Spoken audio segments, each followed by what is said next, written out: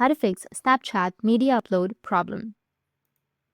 If you want to fix Snapchat media upload problem, then what you need to do is, first of all, you have to open up your Snapchat application and tap on the profile icon, which will be in the top left. Now from the profile, you need to just go with settings, which will be in the top right.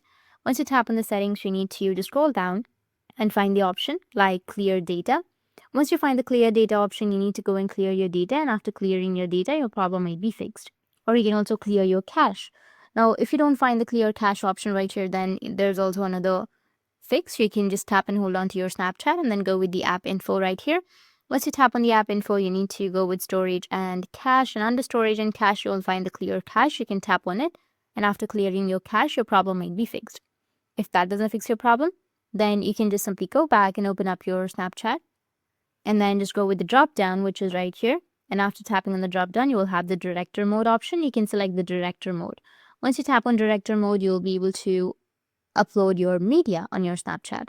You can also go with the gallery icon right here, tap on it, and then add from your camera roll. That's how you can fix your Snapchat media upload problem. And if you have any questions, feel free to comment below. Thanks for watching.